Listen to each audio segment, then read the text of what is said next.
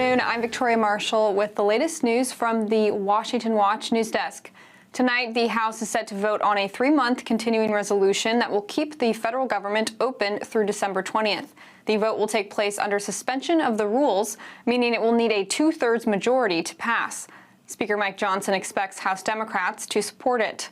Yesterday, Senate Majority Leader Chuck Schumer said the Senate will move quickly to approve the bill once it passes the House. We encourage House Republican leadership to get this bill to the floor and pass it quickly. Time is of the essence. Once the House acts, the Senate will move quickly to get the CR done. I encourage my colleagues on both sides to prioritize speedy passage of the CR. If we work together, stay away from poison pills and partisanship, we can avoid a government shutdown.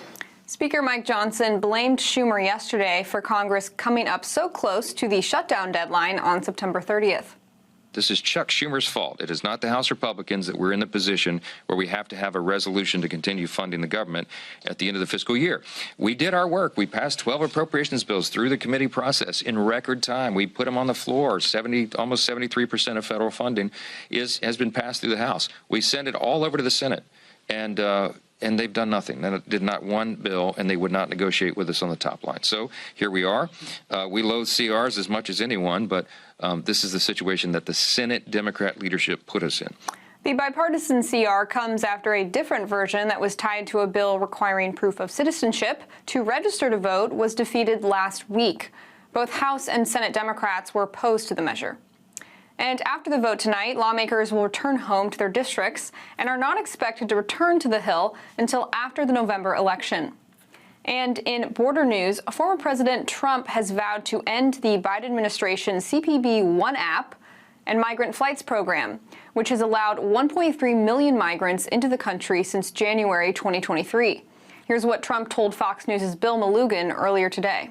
Now, in a phone call with me, former President Trump told me if he's elected, he will end both of those programs immediately. And on top of that, will revoke parole grants for any migrants who already came in via the programs. Take a listen.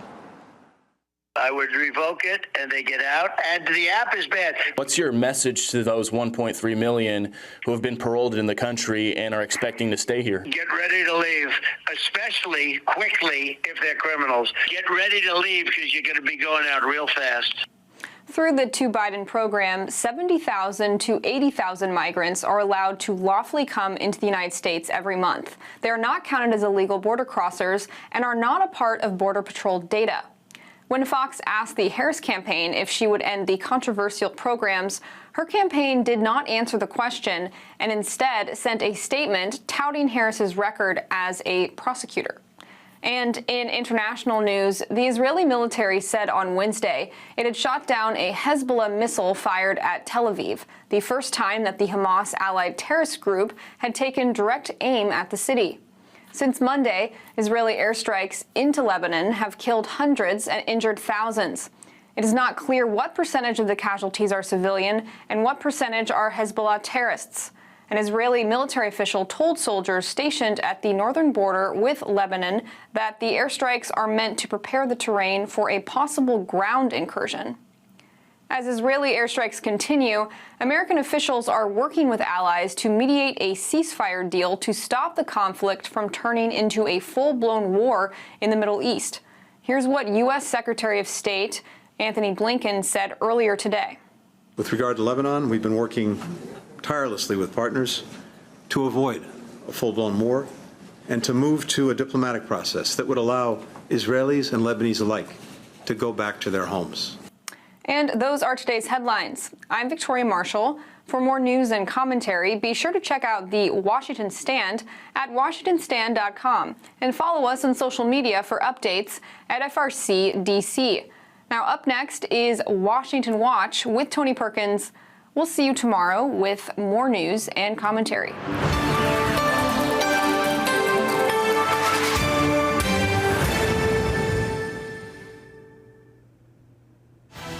From the heart of our nation's capital in Washington, D.C., bringing compelling interviews, insightful analysis, taking you beyond the headlines and sound bites into conversations with our nation's leaders and newsmakers, all from a biblical worldview. Washington Watch with Tony Perkins starts now. Throughout this committee's investigation, the Secretary and his State Department obstructed my access to witnesses and documents at every turn.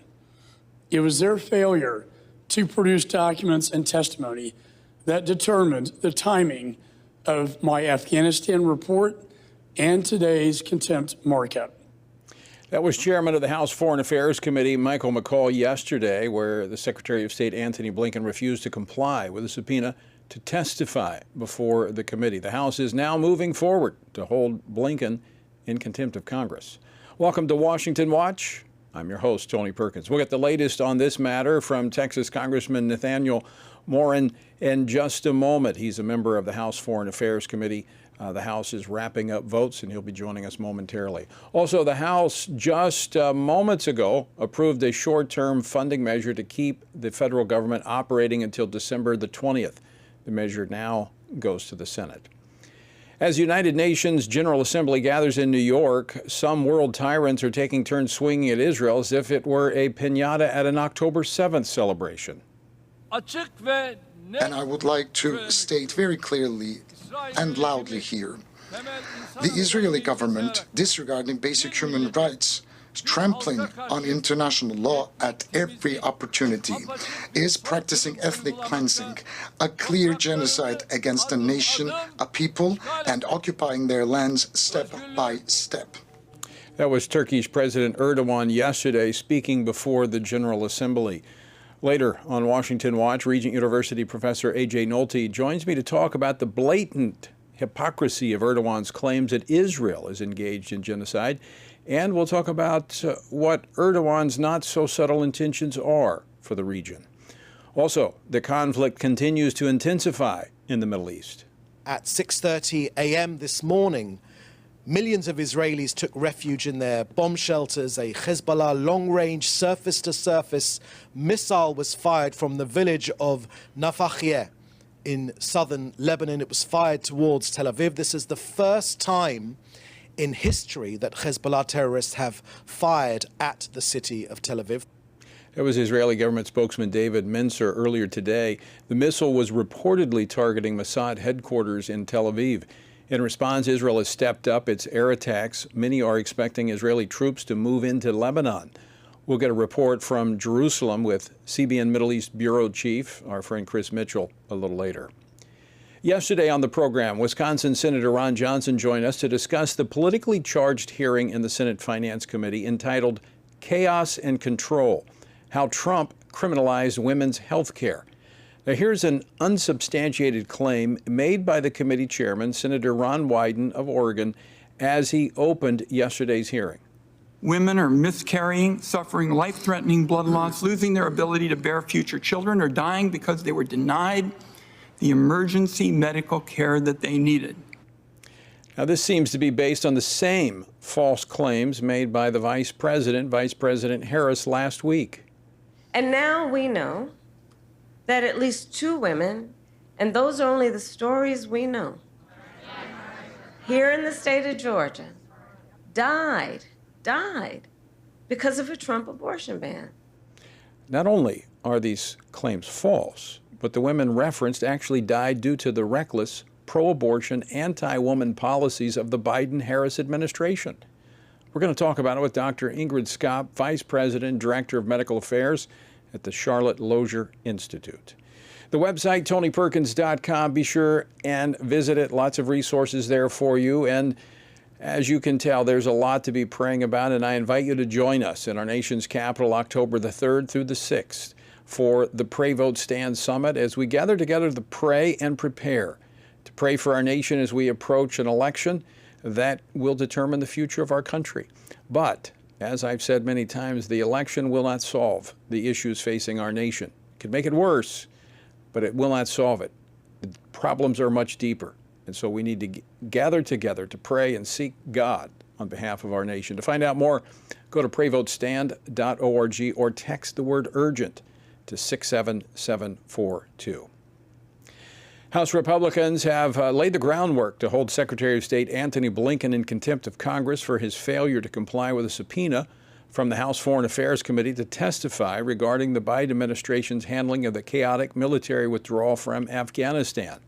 Now, this comes as House Republicans also consider a separate resolution to condemn senior Biden administration officials, including President Biden, Vice President Kamala Harris, and Defense Secretary Lloyd Austin, for the disastrous Afghan withdrawal that led to ISIS-K suicide bombing that killed 13 U.S. service members at Abbey Gate on August the 26th, 2021.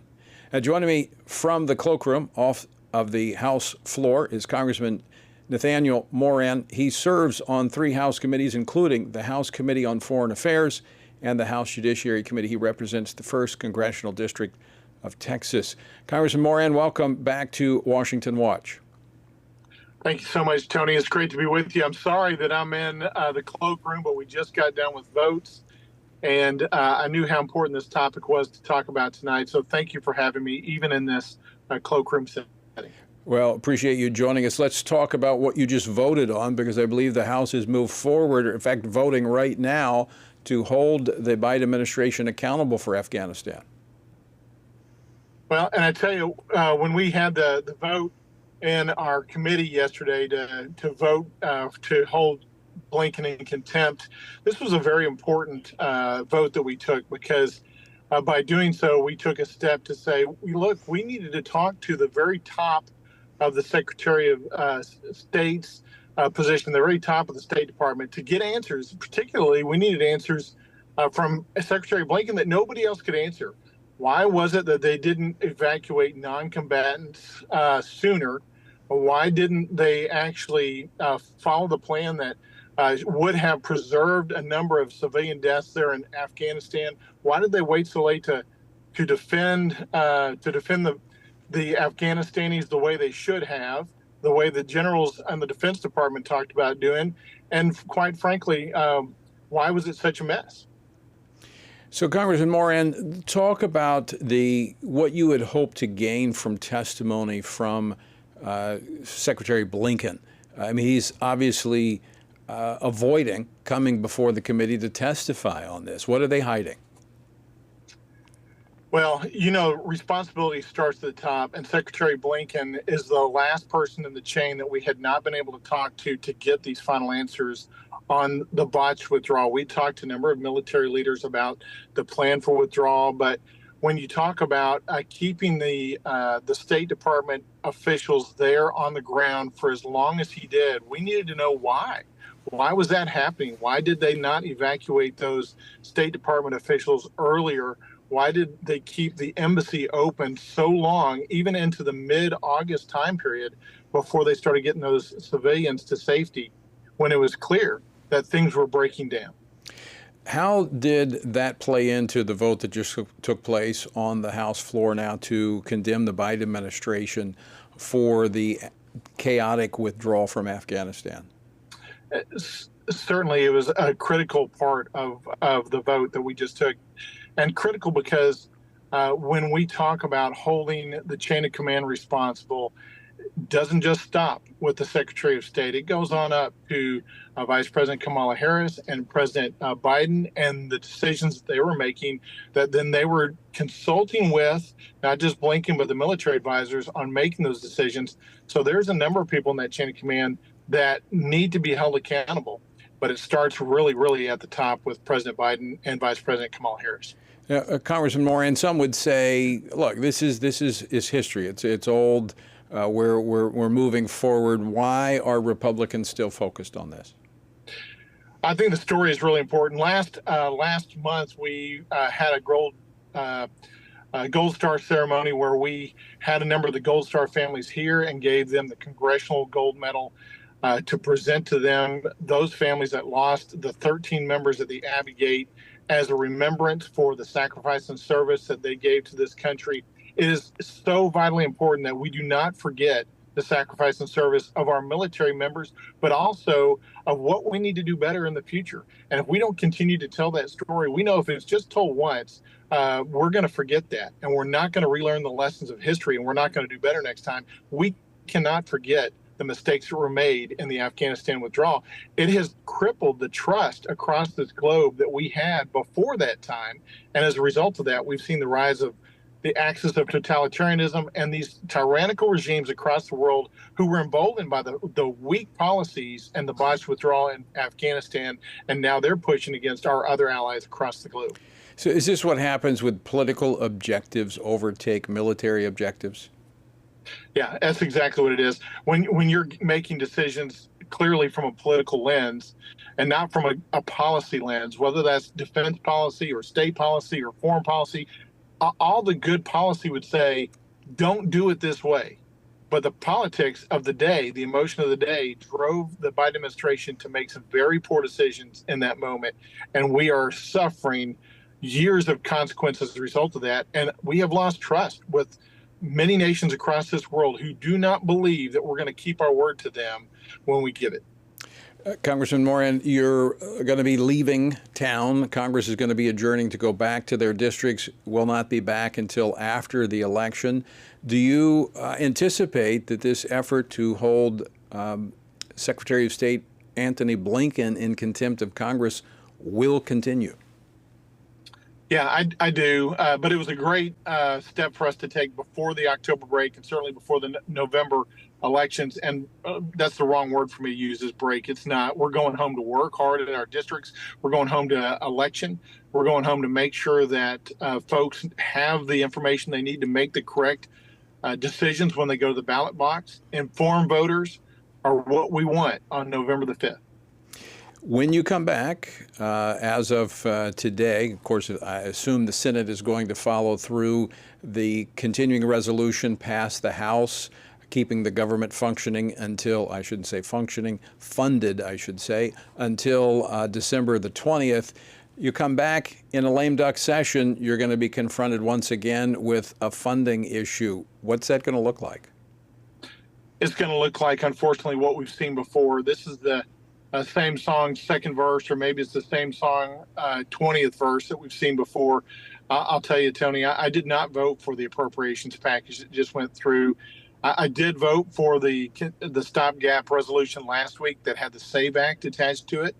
That was good enough policy that hopefully the leverage of keeping the Democrats in check would have forced them to pass that, make that law to get some election integrity as part of our laws strengthened. But this week, there just wasn't enough good policy wins, and I don't want to keep spending at the same levels. We need to get back to regular order, pass our 12 appropriations bills. We're going to get jammed up by the Senate in December again. Chuck Schumer's already planning that. He doesn't care about the appropriations process at all. He cares about just him being able to dictate the terms of appropriations, and that is not the way we should be doing business. Yeah, I think that's no surprise. We've seen him do that over and over again. We may be up against the government shutdown in December if that's the same song and dance. Congressman Nathaniel Moran, I want to thank you for joining us. Always great to see you. Thanks for joining us today. My pleasure, Tony. Thank you so much. All right, folks, when we come back, I'll correct the record on the Harris campaign's talking point regarding 2 Georgia women who died along with their babies after taking dangerous abortion pills approved by the Biden administration to be sent across state lines in the mail without medical supervision. That's next. Don't go away. Are you a Christian parent looking to raise a spiritual champion in today's culture?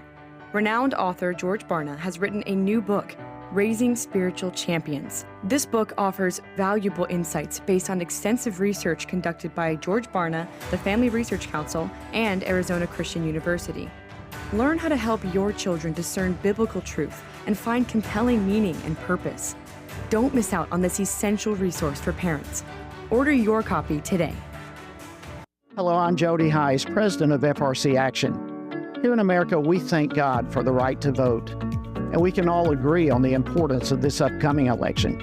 Many of us want to support candidates who share our values, but we're not comfortable supporting the big national political organizations. Well, we have a solution for supporting candidates through FRC Action's Faith, Family, and Freedom Fund. Being a super PAC, it allows for unlimited individual and corporate donations, so we can endorse and fund campaigns for people who share our values. By giving to this fund, we're able to pull all of our contributions together and support and endorse like-minded candidates. That's how we move the needle. So let's be the best stewards possible and get the most out of our political contributions by uniting our efforts. For more information or to contribute, visit faithfamilyfreedomfund.org. Thank you so much, and God bless you.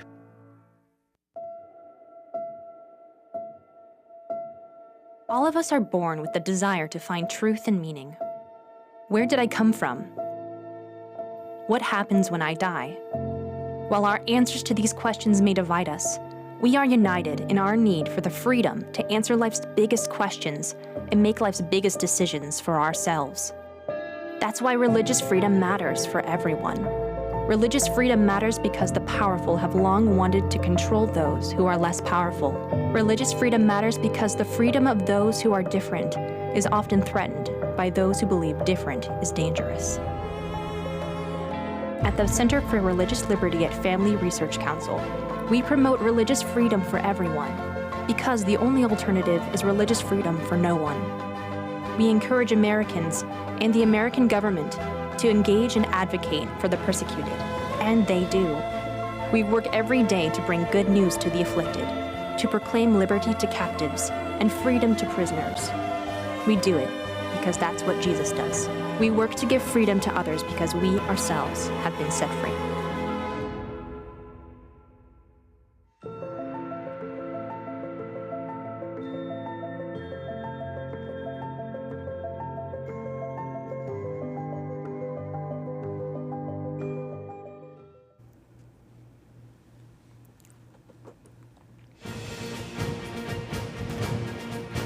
Thanks for tuning in on this Wednesday and being a part of the Washington Watch family. You can always check out the resources we have available at TonyPerkins.com. Also, if you've not yet downloaded the Stand Firm app, you can get Washington Watch right there in your pocket, no matter where you are. That's at the App Store, the Stand Firm app.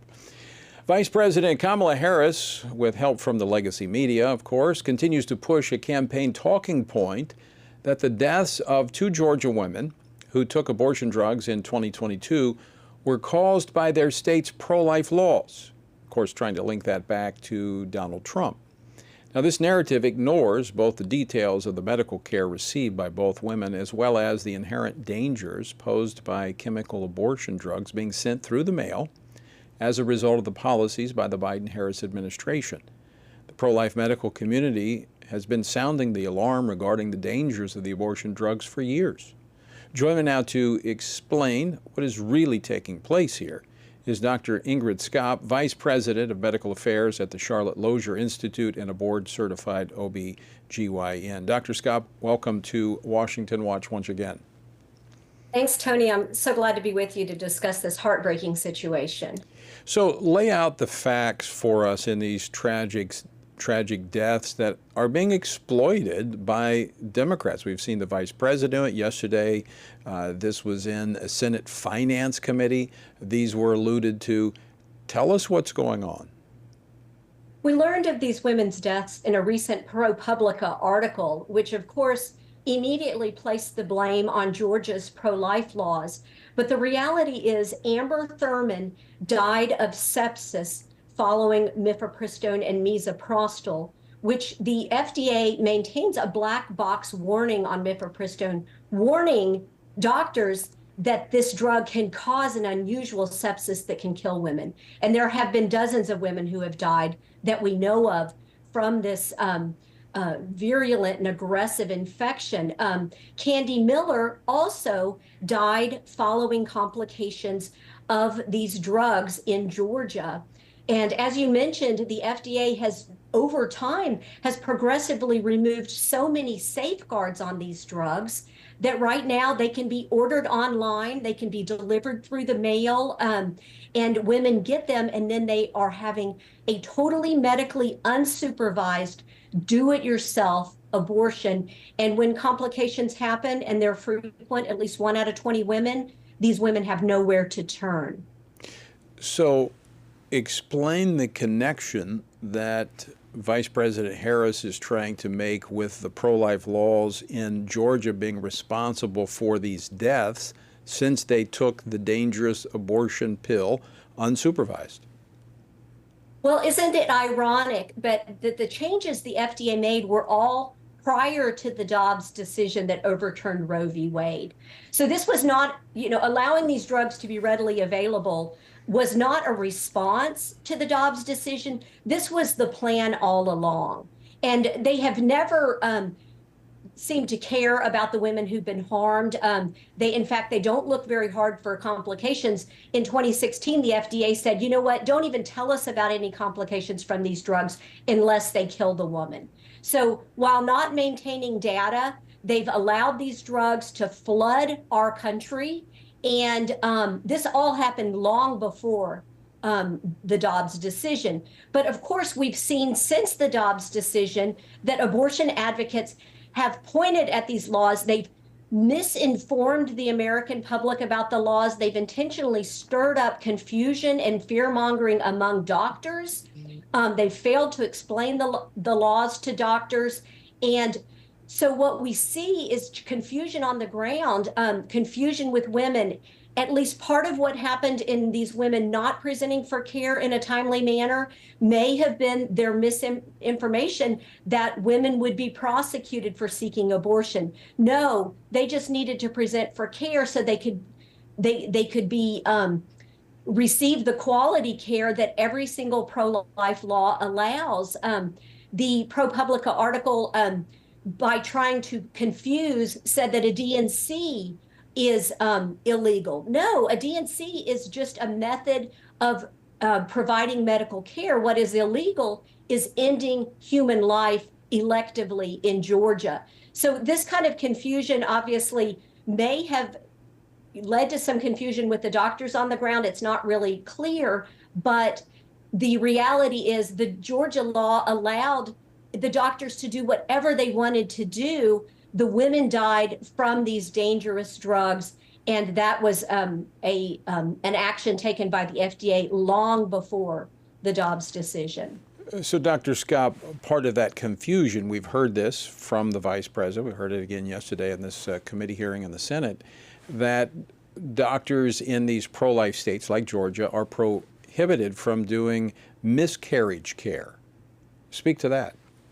It's absolutely untrue. And a fifth grader who opened up these laws would immediately see that it says an exception is for miscarriage management. An exception is for ectopic management and an abortion that is needed for the life of the mother. So it is absolutely clear. And I think it just shows, honestly, the desperation of pro-abortion ideologues, that they feel they have to lie so blatantly in order to deceive the American public. But it's crucial that we get the truth out, because apparently in some situations, doctors may have been convinced by reading the pro-abortion media and they've never read the law. But it is absolutely, doctors can do whatever they need to do to protect women's lives, and they should continue to do that. So, Dr. Scott, are you saying that the pro-abortion rhetoric, the rhetoric coming from the Vice President and the Democratic Party, is actually causing women to die? It is deadly. It's the lies, not the laws, that are causing these deaths. And what a dangerous game they're playing, that they would be willing to risk the lives of American women in order to promote their political ideology.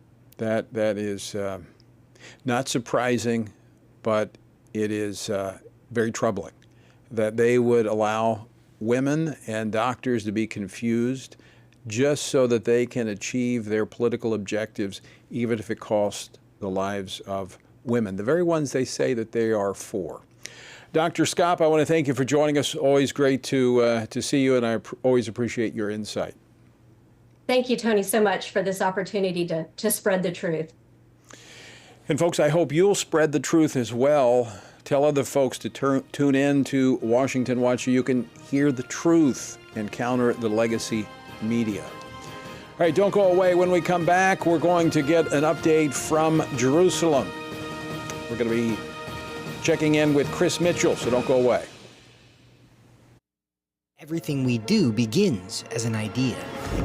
Before there can be acts of courage, there must be the belief that some things are worth sacrificing for. Before there can be marriage, there is the idea that man should not be alone. Before there was freedom, there was the idea that individuals are created equal. It's true that all ideas have consequences, but we're less aware that all consequences are the fruit of ideas.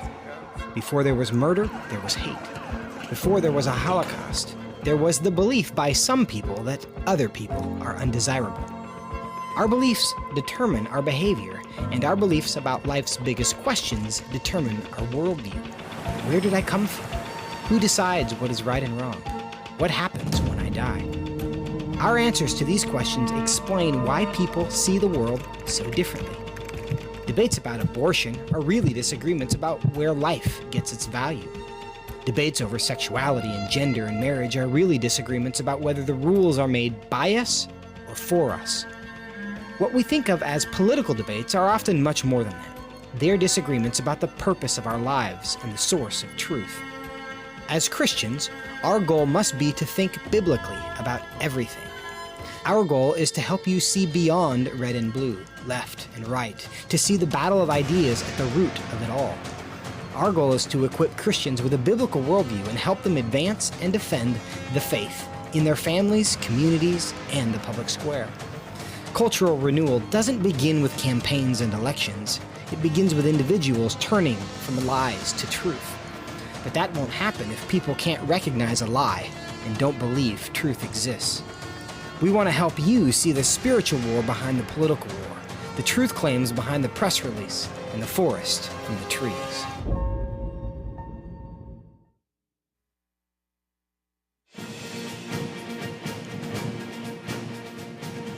This is Washington Watch. I'm Tony Perkins. Good to have you with us. The website, tonyperkins.com.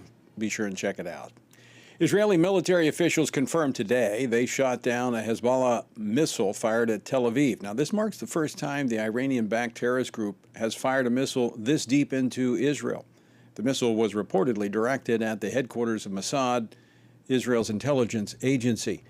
The Israeli military has now called up 2 brigades of reservists to send them to the northern border. Reports also indicate that thousands of militia fighters and mercenaries from 3 Arab countries are amassing near the Golan Heights in Syria. Is a ground offensive next? Joining me now from Jerusalem with an update on the latest is Chris Mitchell, Middle East Bureau Chief for CBN News. Chris, welcome back to Washington Watch. Great to be with you, Tony. So Israel has continued attacks throughout the day, with the military saying it has struck about 280 sites in Lebanon by mid-afternoon. Tell us the latest now that it's evening there in Israel.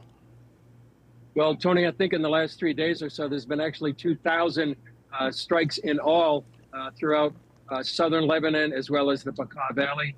I think maybe the most telling thing that's happened in the past few hours is a statement by the IDF Chief of Staff, Herzi Halevi, and he said, I'll read just some of that to you. He said, we'll continue. We won't stop. We'll keep striking and hitting them everywhere. To achieve this, we are preparing the process of a maneuver, which means your military boots, and he's talking to IDF soldiers, your maneuvering boots will enter enemy territory, enter villages that Hezbollah has prepared as large military outposts with underground structure staging points. So it really seems like they're preparing everything they can. As you said, reservists have been called up. So it looks like the IDF is preparing for what may be a ground invasion into southern Lebanon. Well, the actions that we've seen over the last week would suggest that they're preparing for such an effort, having targeted command and control, the taking out most of the leadership of Hezbollah. I would think that they're not going to fight to a standstill and just come back home, but they want to eliminate this threat on the northern border. Exactly. And the goal right now of the government, and that was reiterated by Prime Minister Netanyahu just in the last few hours, was that they are not going to stop until the residents of the north, maybe 60,000 or more, can go back to their homes. Now, have left since October 8th, when Hezbollah had began the firing of the rockets, over 9,000 by last count. So that seems like if that goal if they want to achieve that goal, it seems like they're going to have to go in and have those boots on the ground. And as you said, they've really prepared the ground, the command and control. Most of the leadership of Hezbollah has been defeated. You add to that the pages and the beepers, where literally thousands of Hezbollah operators have been disabled, some blinded, some without fingers, some have died in that that attack. And then the lack of communication between many of the Hezbollah because of their beepers. And then if you add in the last several days, they've eliminated tens of thousands of the rockets that Hezbollah has been stockpiling for the last 20 years. And you know that the last 20 years, Israel has been targeting and preparing those targets for Hezbollah. And it seems like they have incredible intelligence of where these missiles and rockets are. Last night's attempted counterattack by Hezbollah targeting Tel Aviv, the Tel Aviv suburbs. How is that interpreted? I mean, that's the first time we've seen something that deep into Israel. Was that, a throwing deep, trying to do something? Is it showing that they're going to launch even greater attacks? Well, how's that being interpreted?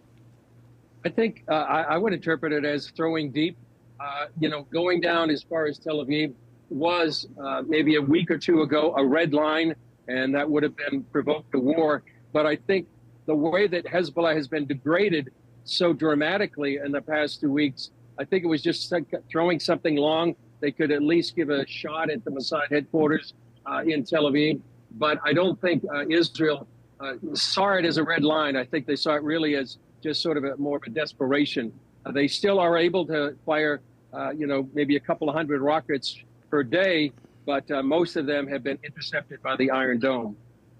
Now, the United Nations General Assembly is meeting in New York this week. The Prime Minister Benjamin Netanyahu, is expected to travel to New York on Thursday, tomorrow, to be there. What do you anticipate his message being to the world? I think his message is going to be Israel has a right to defend itself. And he's going to lay out the case that Hezbollah started this war on October 8th in support of Hamas and the Gaza Strip. They fired nearly 9,000 rockets. 60,000 of their and more of their citizens are no longer at home, no longer living their daily lives, no longer in their businesses. What other country would endure that without going and on the offensive to try to eliminate that threat? So I think that's going to be part of his agenda, setting forth what Israel needs to do, just like any other nation would do. All right, Chris Mitchell, that balcony you're standing on looks very familiar. I think I've been there before. You have indeed. All right, thanks so much for staying up and joining us tonight. Always great to get a report from you, and we'll continue to pray for all of our friends in Israel and throughout the Middle East. Thanks, Tony. And folks, we need to do that. We need to pray for the peace of Israel, the peace of Jerusalem, but for the whole region. Everyone benefits when there's peace, and we need to be praying for that. All right, when we come back, United Nations yesterday, the Turkish president, Erdogan, called Israel's response to the October 7th attack a genocide, while actually comparing the Prime Minister Benjamin Netanyahu, to Hitler. The hypocrisy is staggering, and we're going to talk about it after the break. Don't go away. More Washington Watch, straight ahead. Join us October 3rd through the 6th as we gather with spiritually active, governance-engaged conservatives from across America at the Pray, Vote, Stand Summit in Washington, D.C. We'll pray for our nation, engage in government and culture, and stand for biblical truth alongside Christian leaders, worldview experts, and government officials. We'll discuss important issues like the sanctity of life, religious freedom, protecting students, strengthening families, praying for our nation, and how you can impact America's future from a biblical worldview. Our nation stands at a critical juncture, and we must ensure that the issues impacting faith, family, and freedom are understood and advanced. Register now at PrayVoteStand.org. That's PrayVoteStand.org.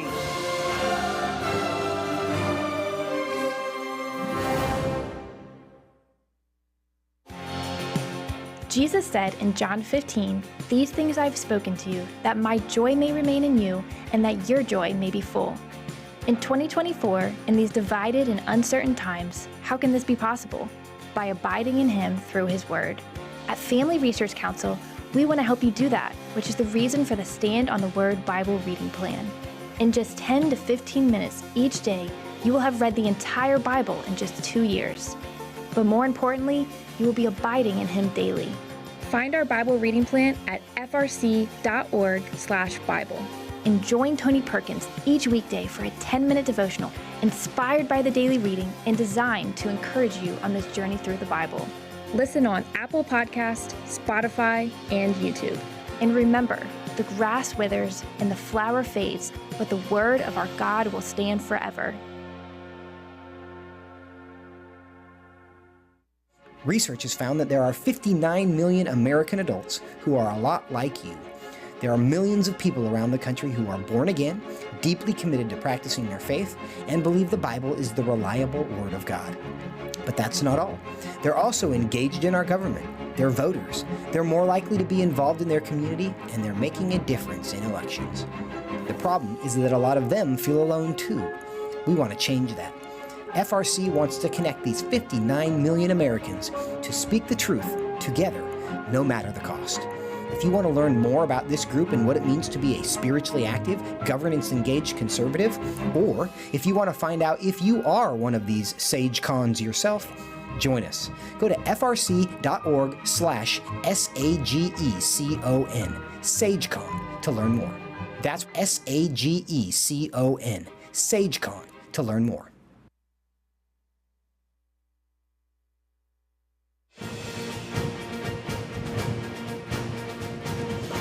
Welcome back to Washington Watch. Let me encourage you once again to join us October the 3rd through the 6th for the Pray, Vote, Stand Summit. If prayers were ever needed for our nation, it is now. And we're going to be crying out to God to rend the heavens and come down. You know, the election, we're going to be geared up for that, talking about the issues, and we're encouraging everyone to vote, to be registered and to vote. But an election is not going to solve America's problem. We need God. We need God to move in our nation again. So join us October the 3rd through the 6th. You can text URGENT to 67742. That's URGENT to 67742 to find out how you can be a part of this event. Our word for today comes from 1 Kings chapter 6. Then the word of the Lord came to Solomon, saying, "Concerning this temple which you are building, if you walk in my statutes, execute my judgments, keep all my commandments, and walk in them, then I will perform my word with you, which I spoke to your father David. And I will dwell among the children of Israel, and will not forsake my people Israel." The future of Israel didn't depend on the temple Solomon built. As the prophet Jeremiah warned later, he said, "Do not trust in these lying words, saying, the temple of the Lord, the temple of the Lord, the temple of the Lord are these." Israel trusted in the temple as a religious form, but ignored God's commandments. It's not about the structure or religious routine. It's about our relationship with God. Today, many still rely on outward religion, thinking it's enough. But God's call remains the same. He desires faithful obedience over empty rituals. Are you trusting in religious forms or living in relationship to Him? To find out more about our journey through the Bible, text BIBLE to 67742. Speaking to the United Nations General Assembly yesterday, Turkish President Recep Tayyip Erdogan called Israel's war against the terrorist organization a genocide and compared Israeli Prime Minister Benjamin Netanyahu to Adolf Hitler. 70 years ago, just as Hitler was stopped by an alliance of humanity, Netanyahu and his murder network must be stopped by an alliance of humanity. This, quite frankly, is incredible, although it fits a pattern from the Islamist leader of Turkey, who has long supported Hamas and even expressed sympathy for the October 7th terrorist attacks. But Erdogan's position is ripe with both lies and hypocrisy. Not only does his government have a long history of relying on trade with the so-called genocidal state of Israel, but Erdogan himself has consistently denied actual genocides carried out by his own nation of Turkey. Joining me now to discuss this, Dr. A.J. Nolte, Chair of the Government Graduate Program and Director of the International Development Program at Regent University. He's also the Director of the Institute for Israel Studies at Regent University. Dr. Nolte, welcome back to Washington Watch. Tony, thanks for having me. It's great to be here again, and great to be on this, talking about this topic after the launch of our Israel Institute at Regent last week. Am I accurate in saying there's some hypocrisy on behalf of Erdogan? I would say every word in that sentence is accurate, except perhaps the word some. It's incredibly hypocritical for Erdogan to be saying this. Of course, you mentioned in your opening the Armenian genocide, which Turkey has still not recognized. The attempt to ethnically cleanse really all of the Christian minorities from Turkey that's been ongoing since the late stages of the Ottoman Empire up through today, that is still ongoing with the Turkish government. We also talked a little bit as we were prepping for this about what's happening in northeastern Syria, where there was a government or a group of an alliance of militias the U.S. was supporting that actually created a certain amount of stability and religious freedom. And Erdogan, of course, is invading that area and again, trying to drive out the Christians. So, there's been this very consistent pattern of cleansing those who are religiously and ethnically different. Not to mention, of course, the failure to recognize the existence of the Kurds as a separate people. I would pose the question, are you better off as an Arab citizen of Israel or a Kurdish citizen of Turkey? And there's no contest. You're better off as an Arab Israeli. So this is rank hypocrisy on Erdogan's part. I mean, I don't want to mix domestic with foreign policy, but we see the same thing on the left here, projecting what they're doing onto to others. But is there something behind this? Does Erdogan have a bigger agenda that he's working on? Absolutely. So there's both a geopolitical agenda and then also Erdogan's own sense of political legitimacy. So geopolitically, Erdogan sees Turkey as a rising power in the region, and he wants to assert himself. And he wants to assert himself as not a client of Iran, nor as part of sort of the axis, what I would call the axis of stability, or the Alliance for Stability, which would be the United States, the Gulf countries, and Israel and their allies. But he sees Turkey as a third force, and so he's trying to position himself as a Sunni alternative to the Iranian Islamists. And there's a pretty consistent, that's been a consistent approach of his. And then domestically, Erdogan associates himself with the Ottoman legacy, the legacy of the Ottoman Empire that existed before secularism came into Turkey. And he associates the failure of the Ottoman Empire as sort of a conspiracy of interests that worked to bring it down. And he sees Zionism and the Jews as part of that. Matter of fact, one of the most popular Turkish television shows for a long time was a show called Payitaht Abdülhamid. And this is a show about Abdülhamid II of Turkey. And the main villain in the piece is Theodor Herzl.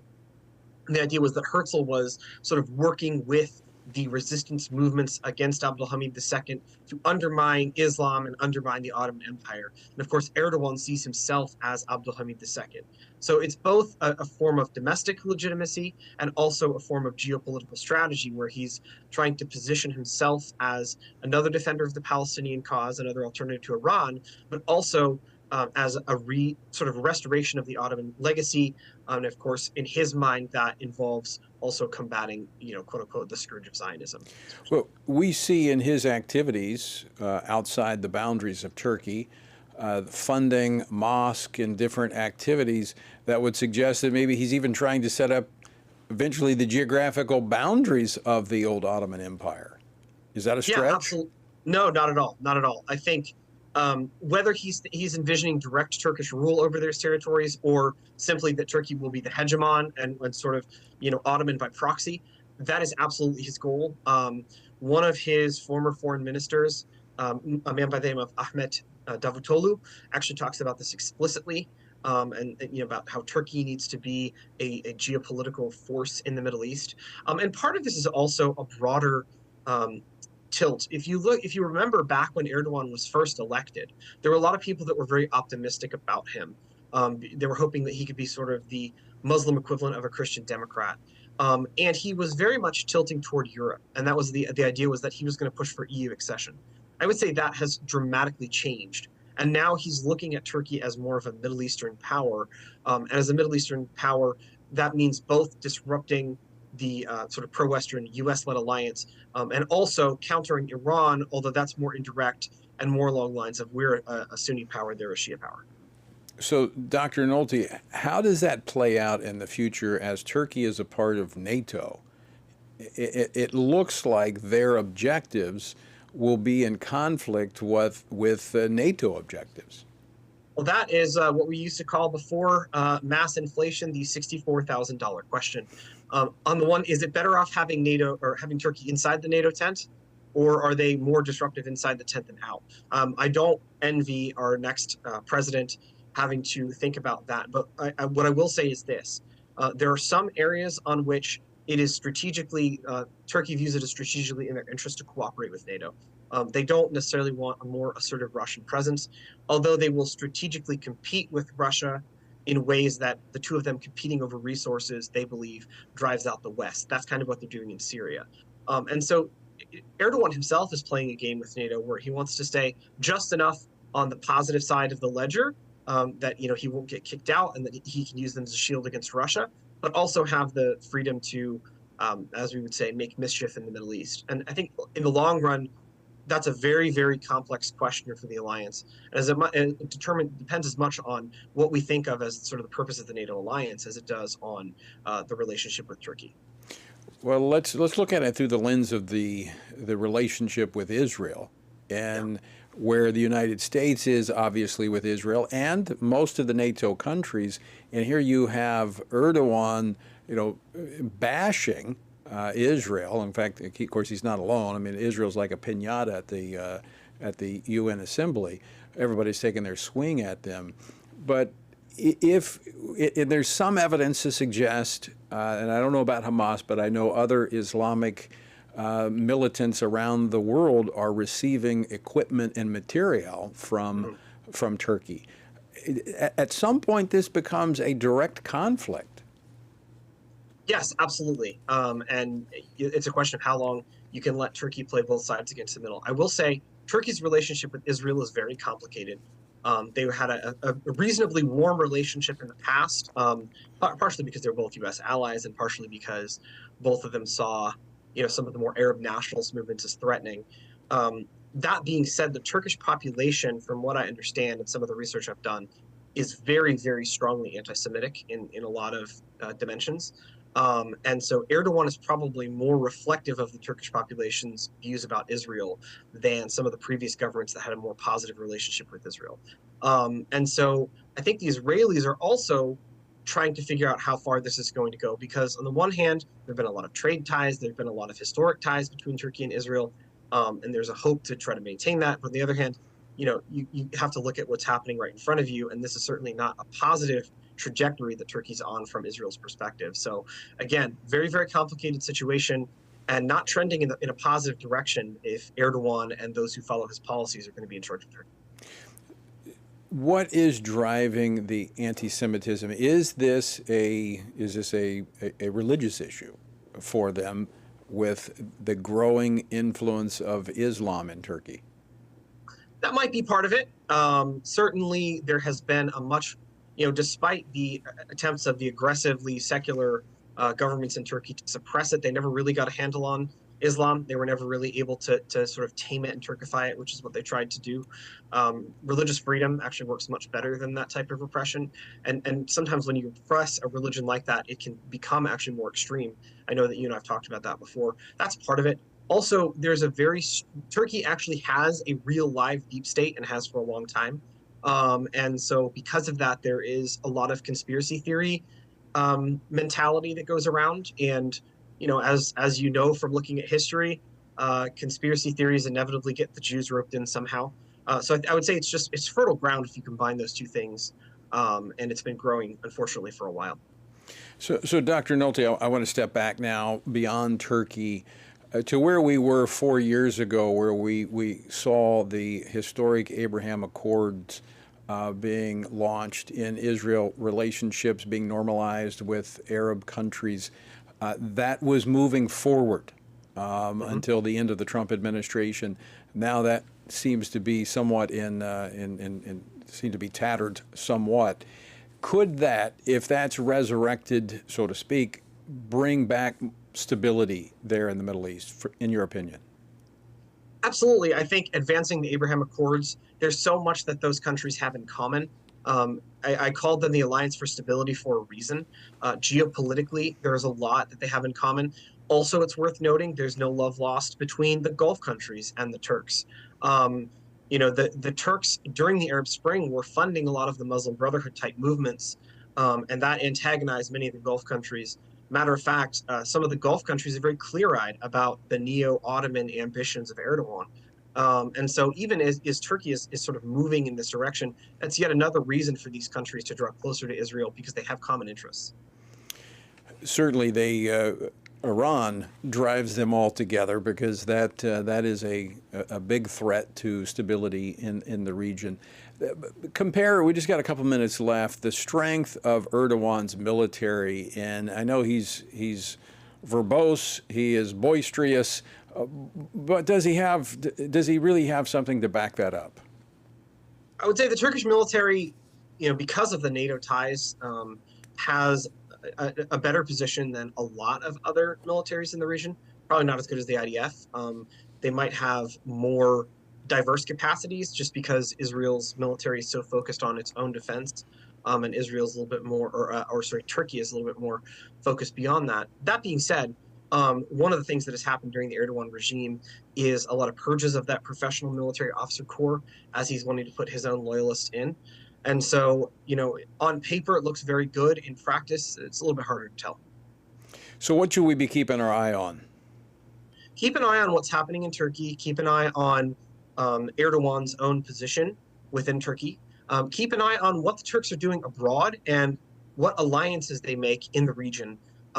Keep an eye on, particularly if we start to see Iran weakened, does Turkey aggressively try to move into the gap and take some of those entities that have been proxies of Iran in the past and bring them into the Turkish orbit? I would say that's pretty likely that if, in fact, Iran's position starts to weaken, Turkey will try to move into the gap there.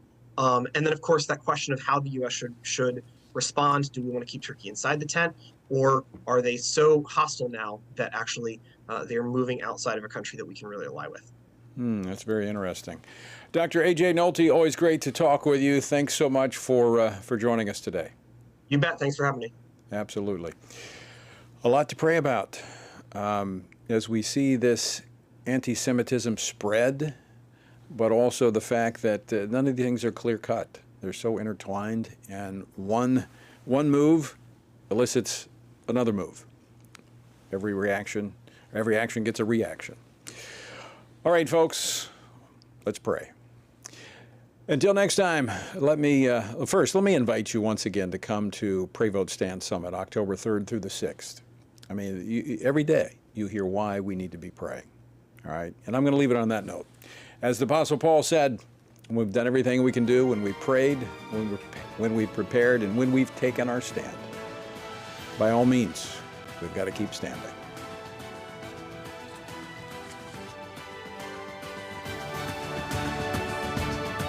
Washington Watch with Tony Perkins is brought to you by Family Research Council and is entirely listener-supported.